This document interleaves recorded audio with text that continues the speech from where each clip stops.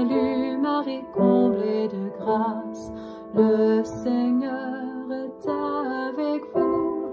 Vous êtes bénie entre toutes les femmes, et Jésus, votre enfant, est béni. Olá, meu irmão, minha irmã, seja bem-vindo a mais uma aula do nosso curso sobre a moral cristã, oferecido pela Diocese de Campina Grande, através da Escola Catequética Sede da Sabedoria. Convido você a, junto comigo, rezarmos e nos colocarmos na presença de Deus, suplicando o auxílio do seu Espírito Santo. Em nome do Pai, do Filho e do Espírito Santo. Amém.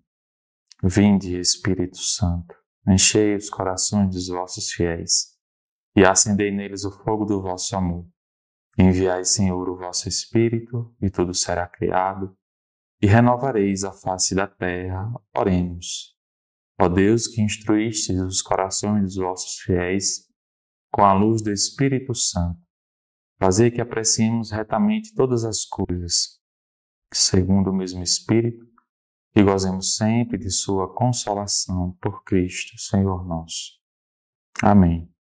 Senhor, queremos te pedir o auxílio deste teu Espírito para nos conduzir ao longo desta aula, para que nós possamos ter um coração bem aberto a acolher aquilo que tu preparastes para nós.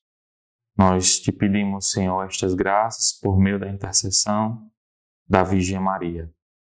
Ave Maria, cheia de graça, o Senhor é convosco, bendita sois vós entre as mulheres, bendito é o fruto do vosso ventre, Jesus.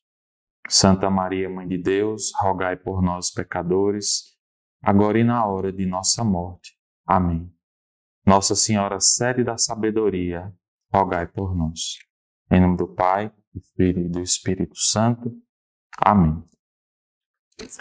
É uma alegria ter você em mais uma aula do nosso percurso formativo, esse curso sobre a moral cristã. Peço a Deus que lhe dê a graça da perseverança para ir até o fim e colher todas as graças que Deus reservou para você. Nós vamos hoje dar continuidade aos ensinamentos sobre o sétimo mandamento, segunda parte deste mandamento. Vamos fazer uma breve revisão daquilo que nós vimos na aula anterior. Nós vimos que o sétimo mandamento diz respeito àquilo que está inscrito em Deuteronômio 5, versículo 19, não roubarás. Este mandamento prescreve a prática da justiça e da caridade na gestão dos bens terrenos e dos frutos do trabalho dos homens. Nós vimos que os bens da criação são destinados a todo o gênero humano, que o direito à propriedade privada não pode abolir o destino universal dos bens. Então, a propriedade privada não exclui o destino universal dos bens. Todos nós podemos possuir bens, mas o fim último deles é sempre o bem comum de todos, o destino, o bem universal, né? O bem de todas as pessoas, o bem de toda a humanidade. Podemos ter um relógio, podemos ter um computador, podemos ter uma propriedade agrícola, uma casa, um carro, uma fábrica. Nós temos o direito de ter essas posses, mas não somente para o nosso usufruto, né? Ou para o meu bem, para o bem dos meus. Mas o fim último é sempre o bem universal. Ou seja, o bem da minha família, mas o bem de outras famílias. O meu bem e o bem de outras pessoas. É a mentalidade da partilha, da comunhão de bens. A economia do reino, a economia que tem como linha fundamental, linha mestra, a partilha de bens. Todos nós somos uns para os outros, causa segunda da divina providência, sendo Deus a causa primeira da providência, Ele que é o Criador, Ele que é a fonte de todos os bens, distribui esses bens para o nosso bem, para o bem de todos nós, através de cada um de nós. Então, nós somos uns para os outros, causa segunda da divina providência.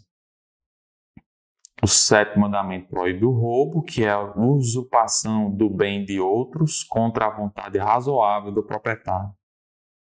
todo o processo de tomar e usar injustamente um bem alheio é contrário ao sétimo mandamento.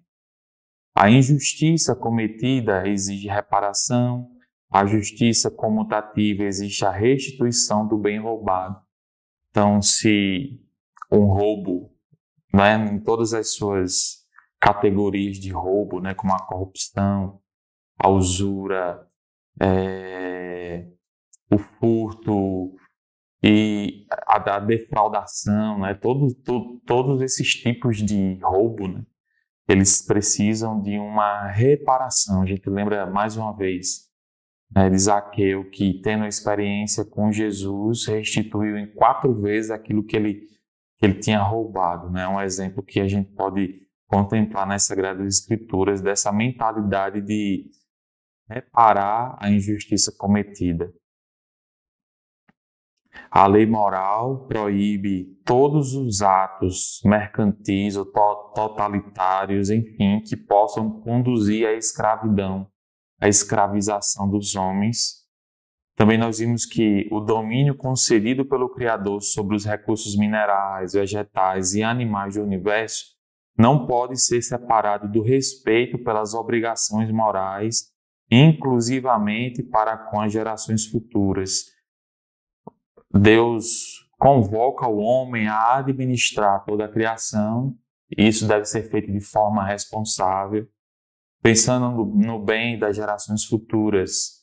Né? Não devemos idolatrar a criação, mas devemos sim cuidar bem daquilo que Deus nos deu e que serve para o bem de toda a humanidade. Né? Então nós devemos ter responsabilidade, né? Evitando toda a cobiça, todo exagero na busca desenfreada pelo lucro, mas sempre buscando o bem universal de todos. Esse deve ser o fim de toda atividade econômica, política, social, o bem do homem, né, como indivíduo, mas também o bem de toda a sociedade, o bem de todos.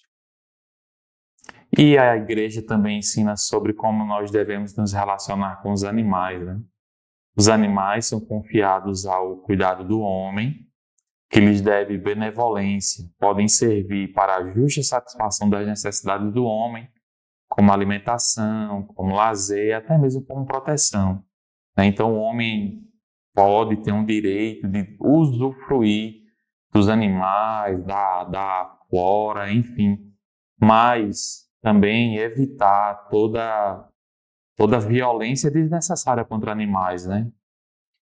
Toda violência aleatória contra animais. Isso é um pecado contra o sétimo mandamento. Aí veja só, o maltrato contra os animais é um pecado contra o sétimo mandamento. E adentrando mais especificamente no conteúdo desta aula, que é a 23ª do nosso curso, estamos terminando o 3º quarto, né? E a partir da próxima aula nós adentramos no último quarto do nosso curso, né? No último bimestre. Hoje é a última aula do 3º bimestre. Na próxima aula nós iniciamos o 4º bimestre. Então a igreja ela ensina sobre a relação solidária entre as nações. No parágrafo 2437, a igreja ensina assim, é um comentário que ela faz, né? Uma constatação. No plano internacional, a desigualdade dos recursos e meios econômicos é tal que cava entre as nações um verdadeiro fosso. De um lado estão os que detêm e desenvolvem os meios do crescimento. Do outro, os que acumulam dívidas. Então, a igreja ela constata essa realidade, né? A distância, né? Como ela diz aqui, um fosso, né? Uma distância enorme entre as nações, né? Umas muito desenvolvidas, né? Com vários recursos econômicos, com várias possibilidades de desenvolvimento e de crescimento, e outras nações com várias dívidas, né, com uma pobreza enorme, uma desigualdade social extremamente violenta, né, visível. Existe aí uma distância entre as nações, né, muito visível, né, isso não é de hoje. A gente pode constatar isso, né, ao longo dos séculos, mas principalmente a partir do século XIX, com a Revolução Industrial, isso se acentuou, né, essa distância entre as nações, essa distância econômica entre as nações. Às vezes até nações vizinhas, né, a gente encontra nações bem desenvolvidas e outras bem pobres, né, o povo, a maior parte na miséria, a maior parte abaixo da linha de pobreza.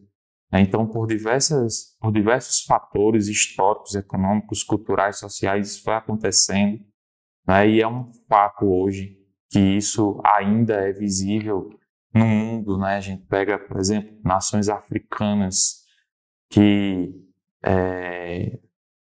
têm uma extrema pobreza, até mesmo da América do Sul ou do Sudeste Asiático, são nações bem pobres, enquanto outras nações são extremamente desenvolvidas, as pessoas com uma qualidade de vida altíssima, né? E isso é a realidade, né? E a igreja constata isso. E ela continua no parágrafo seguinte, 2438. Diversas causas de natureza religiosa, política, econômica e financeira conferem hoje à questão social uma dimensão mundial.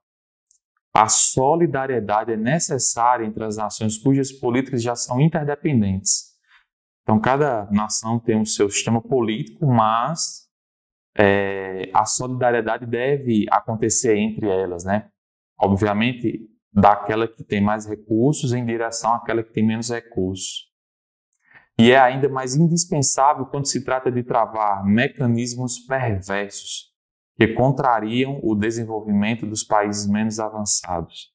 É preciso travar, como a igreja diz, né, ou barrar, né, extinguir alguns sistemas econômicos em que aquele que é mais rico explora aquele que é mais pobre, né, a mão de obra mais barata, os recursos naturais, né, vão lá e captam aqueles recursos, levam para as suas terras, né, para o seu povo, e aquela nação que foi explorada, ela não tem nenhum benefício daquela exploração, daquela extração.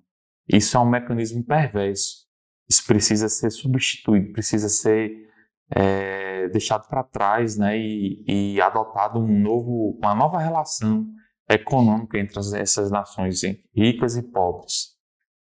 Sistemas financeiros abusivos, quando não usurários, as relações comerciais iníquas entre as nações, a corrida aos armamentos, têm de ser substituídos por um esforço comum para mobilizar os recursos em ordem a objetivos de desenvolvimento moral, cultural e econômico, preferindo as prioridades e as escalas de valores, né?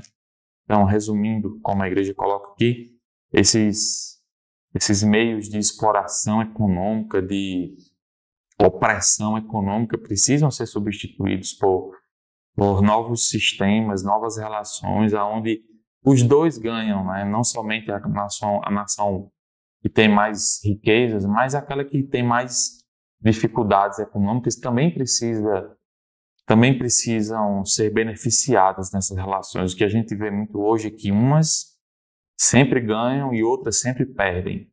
Outras sempre são exploradas, né? E isso precisa ser revisto, né? E a igreja coloca isso de forma bem clara, né? Nos parágrafos seguintes, como a gente vai ver, ela diz que é urgente que essas nações que têm mais desenvolvimento econômico se voltem, né, para as mais pobres. É uma obrigação, né, não só de enviar alguns valores financeiros, mas estabelecer algumas políticas, algumas ações, de fato, que diminuam esse fosso que existe entre os países. A igreja diz o seguinte, veja como é interessante, né? Essa relação não é meramente econômica, ela está ligada a uma busca de Deus, a uma busca de um sentido de Deus, né? Não haverá um mundo novo, não haverá uma sociedade nova onde as relações são mais justas se na base desse processo não estiver a busca de Deus, né? É sempre a partir da relação com Deus que as relações humanas são restauradas, são renovadas, são estabelecidas novas formas de relações sociais. Isso brota de um sentido de Deus, de valores evangélicos, de valores, até valores naturais, no sentido de justiça, de solidariedade, de defesa da vida.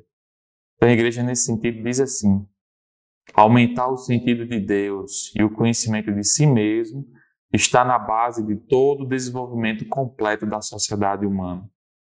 Então, se a sociedade, se esse processo de desenvolvimento social não tiver como base a busca do sentido de Deus e o conhecimento de si, ou seja, o crescimento integral do homem, né? O homem como indivíduo, ele mesmo evoluir a partir de uma relação com Deus, se esse fato não estiver na base de um processo de desenvolvimento social, esse processo não terá seus frutos, não alcançará seus objetivos, não vai acontecer. O processo de desenvolvimento completo da sociedade humana só vai acontecer quando na base dele, no ponto inicial dele, no start dele, tiver o crescimento do sentido de Deus, ou seja, a sociedade é fruto da nossa relação com Deus. Uma sociedade sadia será fruto de uma relação do homem com Deus. Este multiplica os bens materiais e põe-os a serviço da pessoa e da sua liberdade. Então, esse desenvolvimento completo da sociedade, que tem como base o sentido de Deus e o conhecimento que cada um deve ter de si mesmo, multiplica os bens materiais e nos põe a serviço da pessoa e da liberdade. Por quê? Porque o processo, ele foi fruto de uma base em Deus, de uma base onde Deus é o fundamento, onde Deus é o centro, onde tudo jorra e brota da relação com Deus. Esse processo de desenvolvimento da sociedade humana diminui a miséria e a exploração econômicas. Faz crescer o respeito pelas identidades culturais e a abertura à transcendência. E isso é um remédio para o materialismo. É um dos pecados capitais modernos, uma das ideologias mais destrutivas nos tempos atuais. O materialismo, que terá como remédio essa transcendência. Nós estamos aqui, nós caminhamos aqui neste mundo, mas aqui nós somos apenas peregrinos. Nós somos estrangeiros nesta terra. Quando o homem entender isso, que a vida dele não é para este mundo, mas é uma preparação para uma vida ainda mais feliz, ainda mais plena, ainda mais completa, que é a vida eterna, ele vai entender que as coisas passam e que muitos problemas serão evitados, porque esses problemas que nós vemos hoje são decorrência de uma busca por se gastar para esta vida, uma busca de se consumir para esta vida, consumir todas as energias, as capacidades para ter coisas que passam. Isso gera muitos problemas. Geram problemas pessoais, internos, de sentido de vida, de problemas de ordem psicológica, problemas existenciais, geram problemas também relacionais na família, na sociedade como um todo, problemas entre as nações, entre as culturas, porque quando o homem tira o seu olhar da eternidade, ele se perde. O homem, ele será completo, ele será feliz, será pleno à medida em que ele olhar para o alto. Somente em Deus o homem se completa, o homem se realiza, somente em Deus. Então, recapitulando todo esse parágrafo, à medida em que o homem se relaciona com Deus e a partir de Deus ele conhece a si mesmo, e também como fruto dessa relação com Deus, ele será capaz de contribuir para o desenvolvimento completo da sociedade humana. Esse desenvolvimento vai possibilitar, vai propiciar a multiplicação de todos os bens e o favorecimento da transcendência. E aí o homem vai se encontrar, o homem vai se realizar, a pessoa humana descansará, porque encontrará aquilo que o seu coração tanto busca, que é Deus. Nossa busca desenfreada pelas coisas que passam sempre vai gerar ansiedade, sempre vai gerar insatisfação, porque as coisas que passam não são capazes de satisfazer o coração humano. Porque o coração humano só descansará quando repousar em Deus, quando se encontrar com seu Deus. Não compete aos pastores da igreja intervir diretamente na construção política e na organização da vida social. Não é papel da igreja interferir politicamente na sociedade. E a igreja completa, esse ensino. Este papel, a intervenção através de uma construção política na organização da vida social. Ou seja, essa atuação política. Este papel faz parte da vocação dos fiéis leigos, agindo por sua própria iniciativa, juntamente com seus concidadãos. Então, a igreja, inclusive, incentiva a participação dos leigos na vida política, numa atuação política séria, comprometida, baseada nos valores morais evangélicos, em vista da construção de uma sociedade justa, de uma sociedade desenvolvida. É papel dos fiéis e a igreja incentiva. Imagine um vereador, um sindicalista, um deputado, prefeito, governador, presidente, seja o que for, pessoas com funções políticas, eleitas, pessoas eleitas para funções políticas, atuando sempre a partir dos valores evangélicos. Veja a potência dessa pessoa.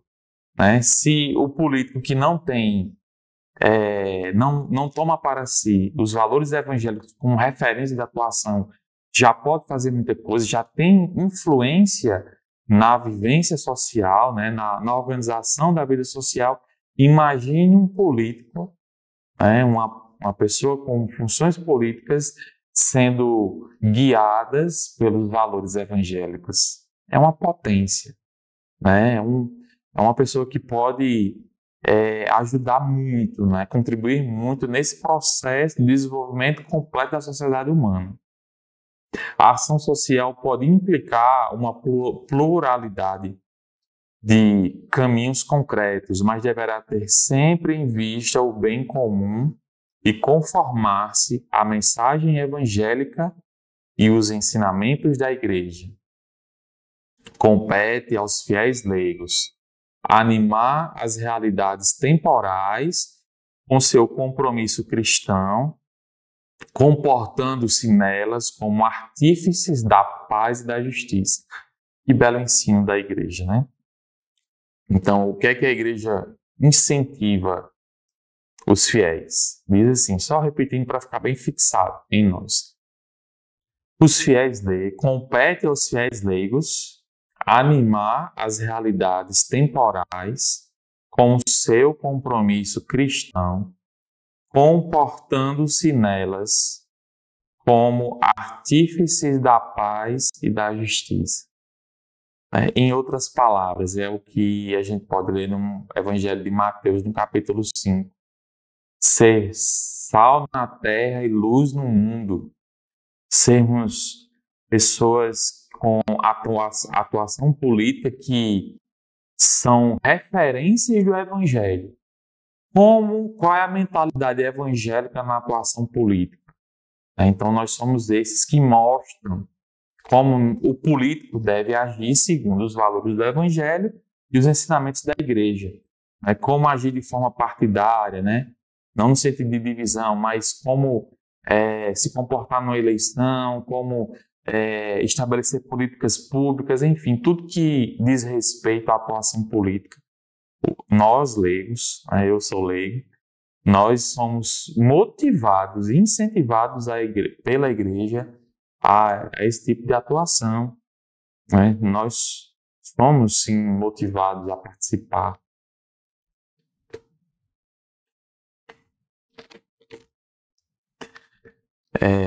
Dando continuidade ao nosso ensino, a igreja também, ainda dentro do 7º mandamento, ela ensina sobre o amor aos pobres. É um assunto tantas vezes controverso, né?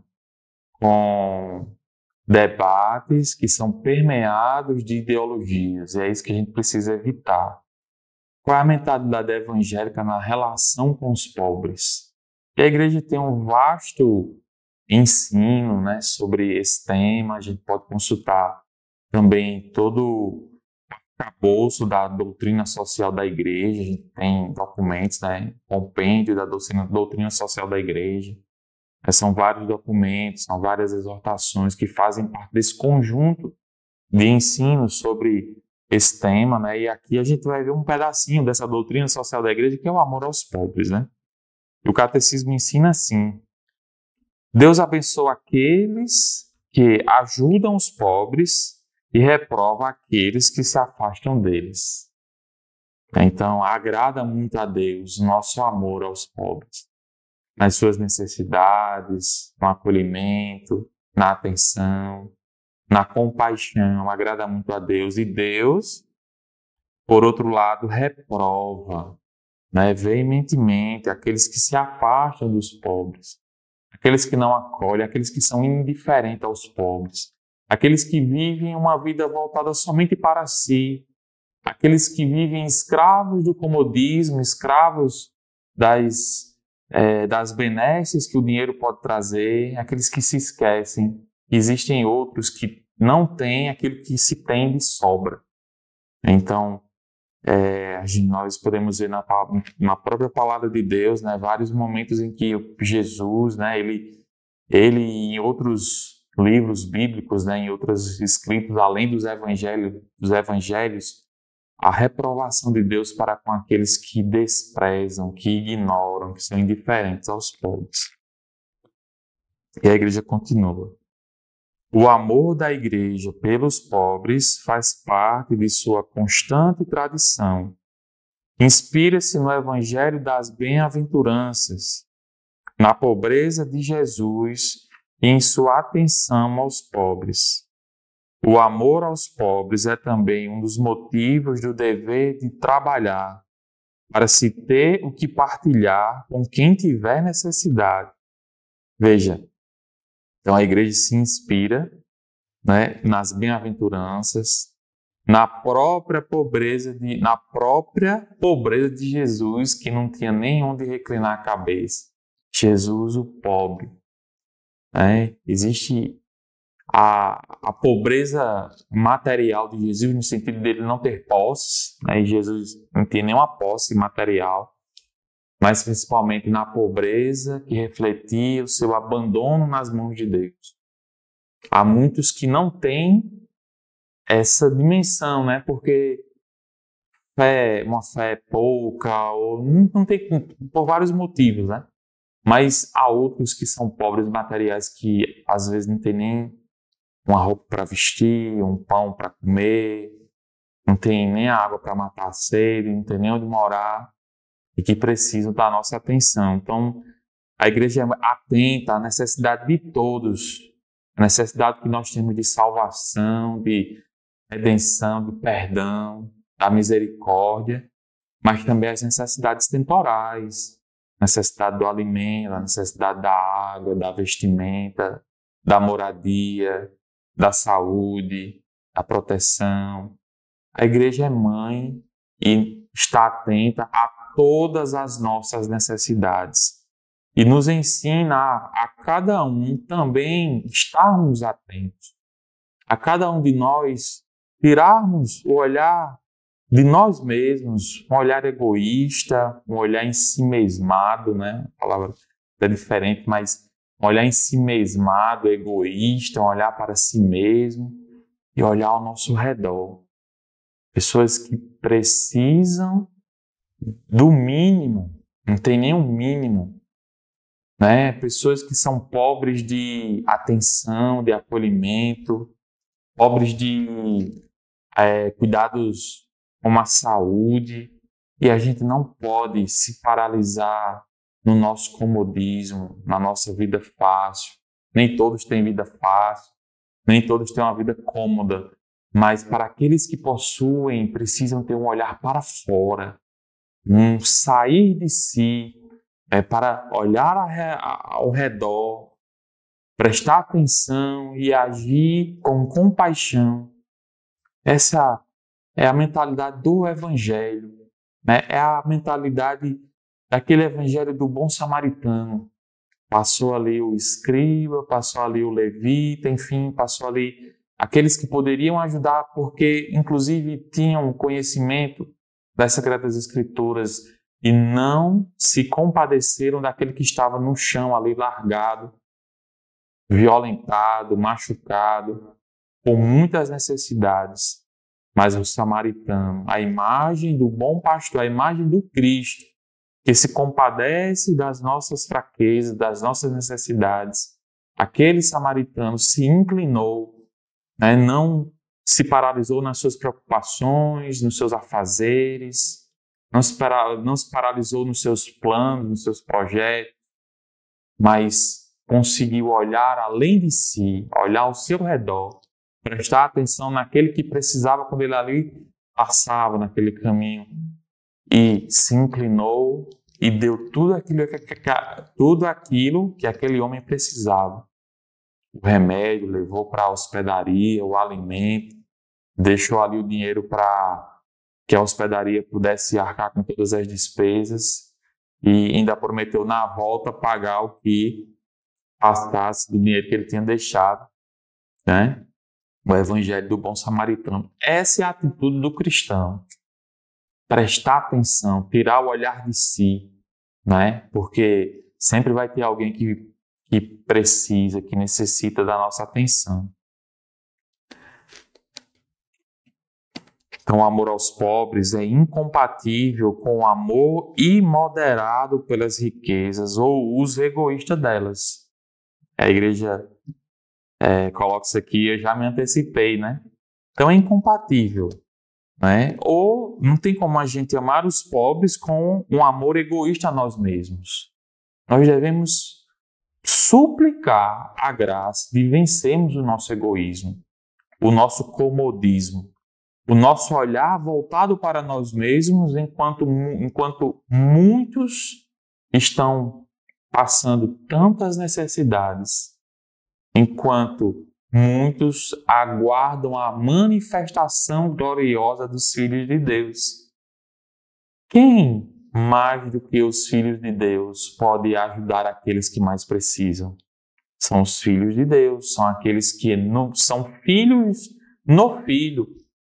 Nós somos enxertados no Cristo pobre que nos enriqueceu com a sua pobreza.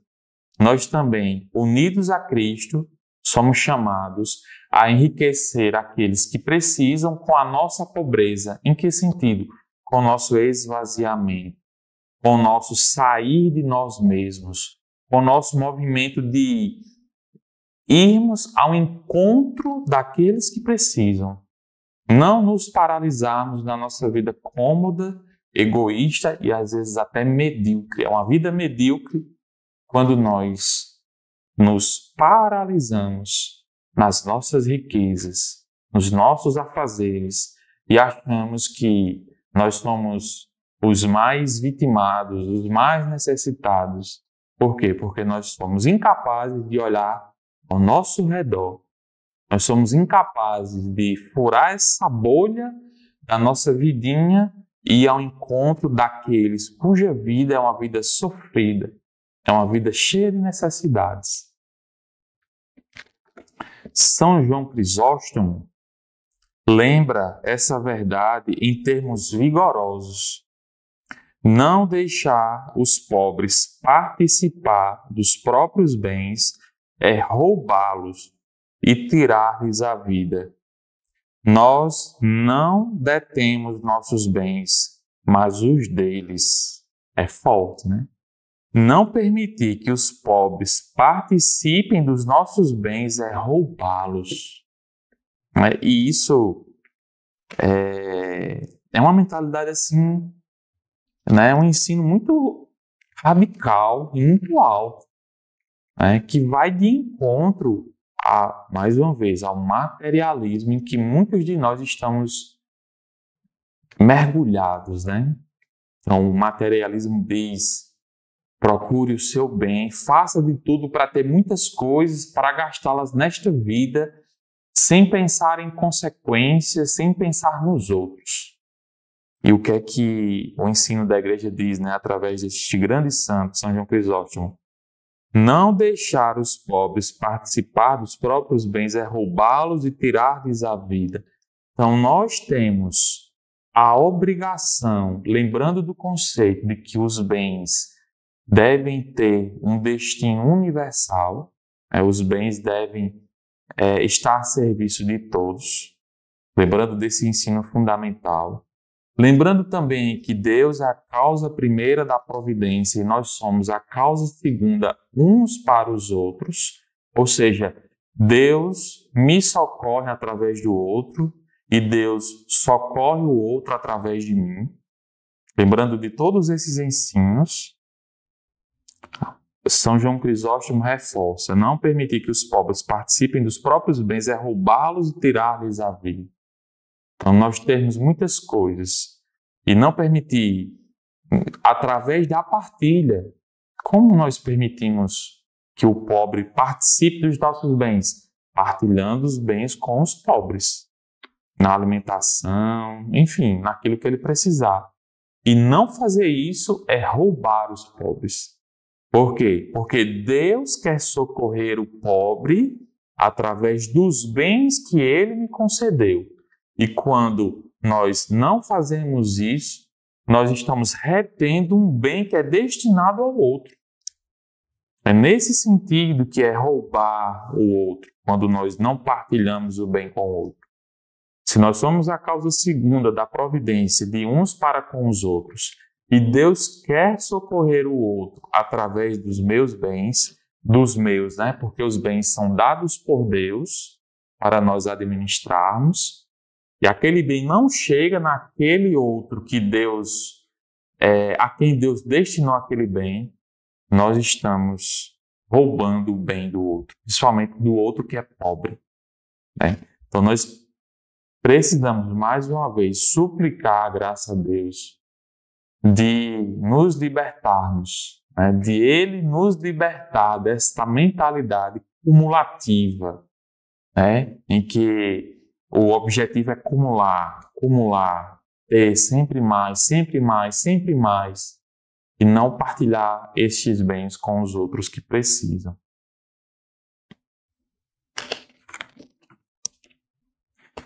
A igreja indica um caminho bem concreto para a partilha dos bens, que são as obras de misericórdia. As obras de misericórdia são as ações caritativas pelas quais socorremos o próximo em suas necessidades corporais e espirituais. As obras de misericórdia corporais e as obras de misericórdia espirituais. Então, por exemplo, instruir, aconselhar, consolar, confortar são obras de misericórdia espiritual. Como também perdoar e suportar com paciência. Veja, instruir, aconselhar, consolar, confortar, perdoar, suportar com paciência são obras de misericórdia e são partilha de bens, não bens materiais, bens espirituais. Ao perdoar, nós partilhamos a compaixão, nós partilhamos o amor, a caridade, né? Assim como consolar, ensinar, aconselhar, são formas de partilhar o bem da caridade, o bem da paciência, o bem da escuta, da compaixão. São bens espirituais que precisam ser partilhados também. As obras de misericórdia corporal consistem, sobretudo, em dar de comer a quem tem fome, dar de beber a quem tem sede, dar moradia aos desabrigados, vestir os maltrapilhos, visitar os doentes e prisioneiros, sepultar os mortos.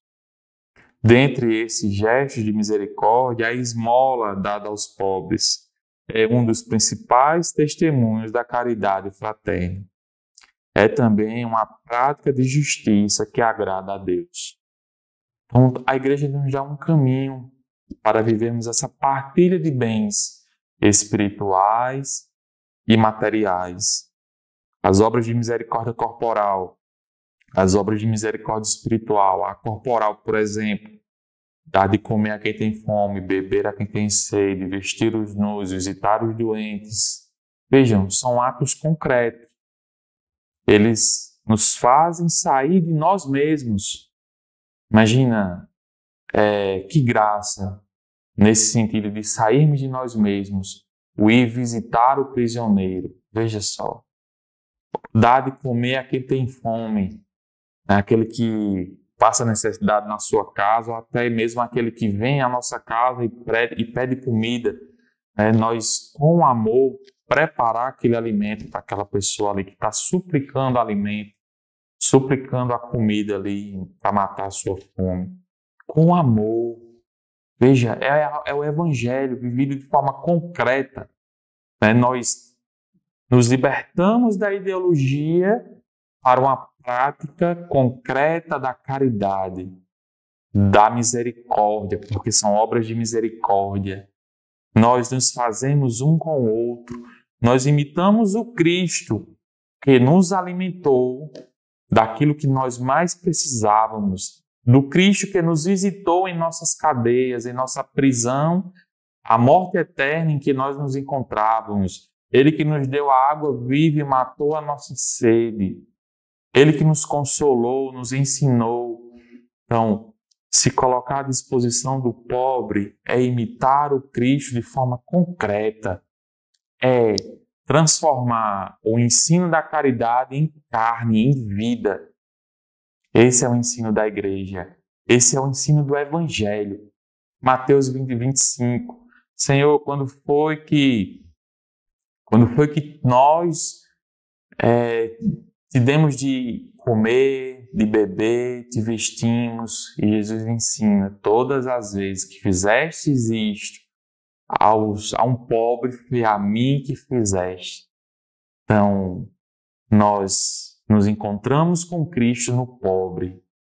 Os santos, a igreja ensina que o pobre é um vigário de Cristo na terra. É amar o Cristo no pobre, amar o pobre e amando o pobre, amar o Cristo pobre, que não tinha posse, que se abandonou nas mãos do Pai e que se fez também necessitado do nosso amor. Não que ele precise, não que ele seja carente, mas ele quis o nosso amor, ele deseja o nosso amor, não para engrandecer, mas para o nosso próprio bem. Amar a Deus tem como maior fruto o nosso bem, porque Deus ele é e basta. Ele não precisa do nosso amor, mas porque quer nos ver felizes, ele exige o nosso amor, porque amando acima de todas as coisas nós seremos felizes. Então, se colocar à disposição do pobre é se unir a Cristo, o Cristo pobre.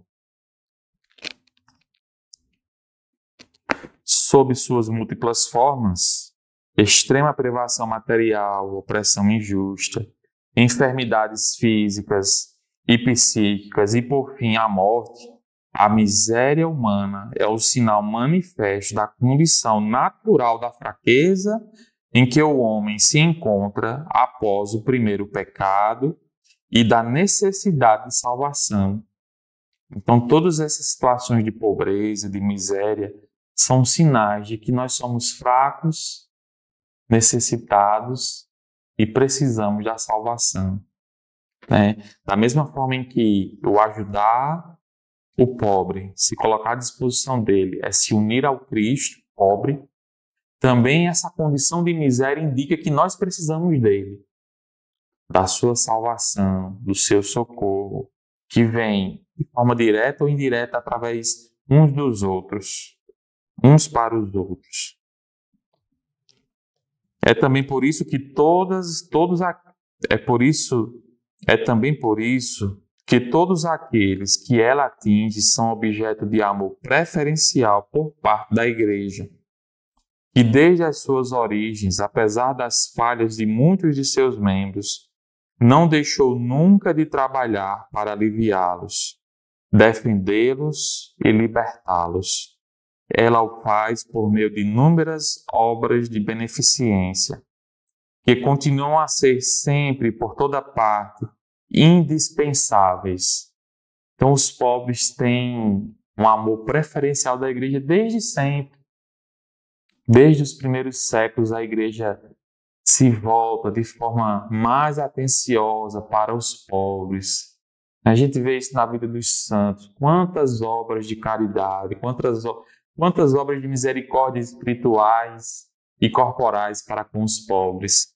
A gente lembra da obra de Irmã Dulce, na Bahia, que socorria, ela saía de casa em casa pedindo esmola para os pobres. A gente vê Madre Teresa de Calcutá, que abriu as casas de acolhimento dos moribundos, das crianças que eram abandonadas, que moravam nas ruas, lá na Índia, né? Então, esse socorro amoroso aos pobres, não uma ideologia em que se tente socorrer os pobres através da transformação das estruturas econômicas e sociais, ou seja, um processo apenas teórico, ideológico. Não, isso não tem fruto, né? Isso não tem fruto. O que dá fruto é essa caridade por amor a Cristo, posta em prática, encarnada na vida e que alcança os pobres. E que através desta caridade os pobres têm um encontro com Deus. Eles são saciados no corpo, mas também são saciados na alma, porque experimentaram da paternidade, experimentaram do cuidado de Deus através daqueles que cuidaram deles. Então, é um cuidado corporal, mas que aponta para a salvação, que aponta para o céu, para a vida plena, de verdade, a vida plena, abundante, que Cristo veio nos dar. Né? Então, o fundamento é a caridade. Por amor a Deus, né, nós desejamos amar aqueles que Ele ama de forma preferencial, os pobres. No Antigo Testamento, todas as medidas jurídicas, por exemplo, o ano do perdão, a proibição de empréstimos a juros e da manutenção de penhora, obrigação do dízimo, pagamento cotidiano ao trabalhador diarista, direito de colher os cachos de uva nas vinhas e de recolher as espigas ceifadas nos campos, são uma resposta à exortação do Deuteronômio. Nunca deixará de haver pobres na terra. Eu te dou este mandamento. Abre tua mão para teu irmão, teu necessitado, teu pobre em tua terra. Veja, é um ensinamento que vem desde o tempo do Deuteronômio. Bem lá atrás, né? No Antigo Testamento. Nunca vai deixar de existir pobre. Por quê? Porque os pobres são frutos da fraqueza humana que, através do egoísmo, se manifesta e gera as desigualdades. A fraqueza humana tem esses frutos. Por outro lado, nós não devemos nos desesperançar e nos acomodar nessa condição de fraqueza humana. Nós somos chamados a abrir a nossa mão e estendê-la ao pobre. Como diz no Antigo Testamento, no livro do Deuteronômio, abre tuas terras, permita que aqueles que precisam tirem os cachos de uva da tua plantação, coma das espigas de milho que foram ceifadas, porque eles precisam, e é teu dever partilhar o fruto do teu trabalho com estes que precisam. Esse ensino, ele se perpetua, ele permanece para nós cristãos. Não é um ensino que parou no Antigo Testamento. Essa mentalidade permanece. Os cristãos herdaram essa mentalidade de partilhar e socorrer os pobres. Por amor a Cristo agora, o Antigo Testamento era pela lei, agora por amor a Cristo, nós partilhamos os nossos bens espirituais e materiais com os pobres, por amor a Cristo. Amém? Meu irmão, minha irmã, foi uma alegria ter você em mais esta aula. Nós vamos concluindo os ensinamentos sobre o 7º mandamento. Vamos concluir com a nossa oração final. Queremos, Senhor, te bendizer por tudo que nós aprendemos nesta aula e pedir-te, Senhor, a graça de imitarmos o teu Filho Jesus Cristo, o pobre, aquele que se abandonou em tuas mãos, ó Pai, e que por sua pobreza nos enriqueceu com a salvação. Ave Maria, cheia de graça, o Senhor é convosco. Bendita sois vós entre as mulheres, bendito é o fruto do vosso ventre, Jesus. Santa Maria, Mãe de Deus, rogai por nós, pecadores, agora e na hora de nossa morte. Amém. Nossa Senhora, sede da sabedoria, rogai por nós. Em nome do Pai, do Filho e do Espírito Santo. Amém. Deus te abençoe. Nos encontramos na próxima aula. Até lá. Shalom.